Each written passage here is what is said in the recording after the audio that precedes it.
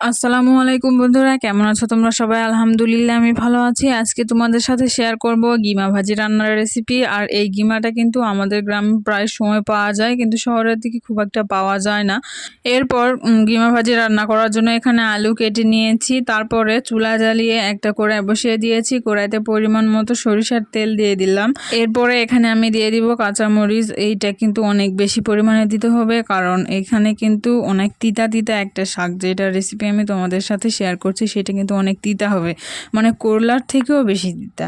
তো এই জন্য কাঁচামরিচটা আমি বেশি পরিমাণে ব্যবহার করেছি। কাঁচামরিচ দেওয়ার পরে হালকা একটু নেড়ে নিয়ে তারপরে ওইখানে আলু দিয়ে দিলাম। এরপরে এখানে পেঁয়াজ দিয়ে দিলাম। এরপরে এখানে আমি দিয়ে দিব পরিমাণ মতো লবণ। এরপরে দিয়ে দিব পরিমাণ মতো হলুদ, এবং এরপরে দিয়ে দিচ্ছি পরিমাণ মতো বাটা মশলা। এবার এই সবগুলো উপকরণ ভালোভাবে নেড়েচেড়ে মিক্স করে নিতে হবে।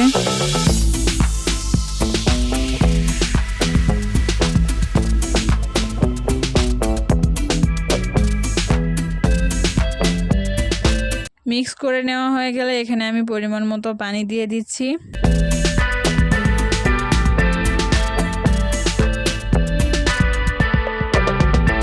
পানি দেওয়া হয়ে গেলে আমি আবার একটা ছুনার সাহায্যে নেড়েচেড়ে এবার ঢাকনা দিয়ে ঢেকে দিয়ে দিব।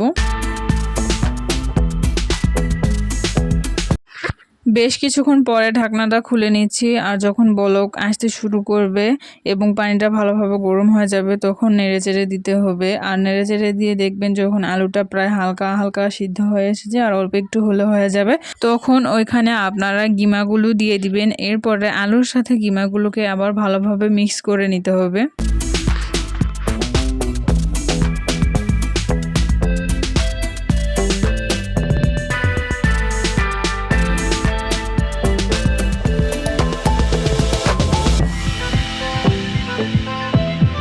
মিক্স করে নেওয়া হয়ে গেলে আমি আবার ঢাকনা দিয়ে ঢেকে দিলাম। এবার বেশ কিছুক্ষণ পরে আমি আবার ঢাকনাটা খুলে দিচ্ছি। এরপরে কিন্তু আর ঢাকনা দেওয়ার কোনো প্রয়োজন পড়বে না। এবার নেড়েচেড়ে কিন্তু ভাজিটা রান্না করে নিতে হবে।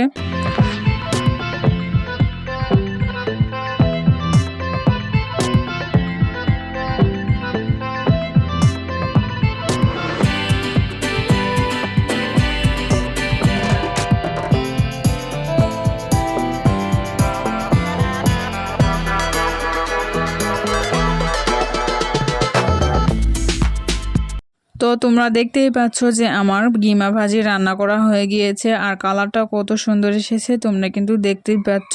এই গিমাটা কিন্তু আমাদের স্বাস্থ্যের জন্য অনেক উপকারী। তো তোমরা যারা রান্না করোনি তারা রান্না করে দেখবা। আর আজকের ভিডিও এখানে শেষ করছি। আল্লাহ হাফেজ।